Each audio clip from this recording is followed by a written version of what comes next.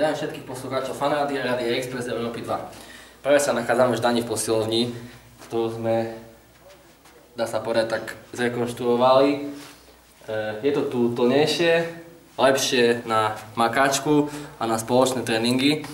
A čo bude vlastne podstatou tohto videa je to, že vlastne ja a Tomáš, ukáže, this is him, by sme chceli zorganizovať taký spoločný tréning alebo workout, ktorý sa bude líšiť od tých, ktoré sme robili. Predtým sme robili tie Get Fit Pro workouty, ktoré boli síce super, boli efektívne, zábavné, pokecali sme tu, zamakali sme si, ale nedalo sa, keď nás prišlo 20, tak sa nedalo vlastne individuálne venovať každému, bolo nás veľa a veľakrát sme zanedbávali techniku a podobne, nakoľko nás bolo veľmi veľa.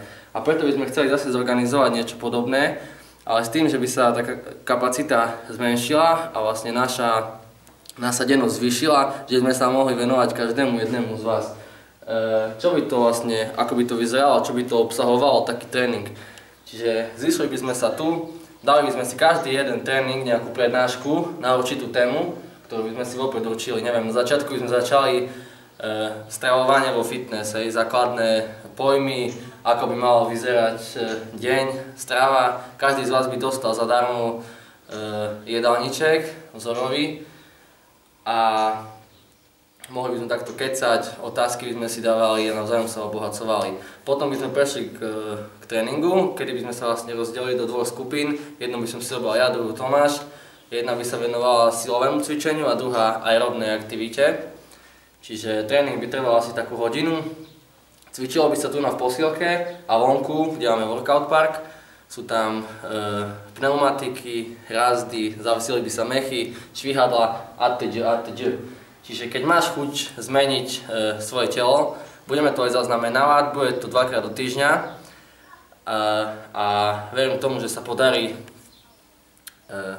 ti podarí dosiahovať svoje výsledky. Nejde vôbec o to, či si chlapec, dievča, ani o koľko máš rokov. Kľudne tu môže prísť, kto chce.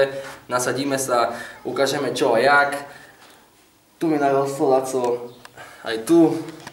Čiže keď chceš, môžeš prísť. Keď nechceš, nemusíš prísť.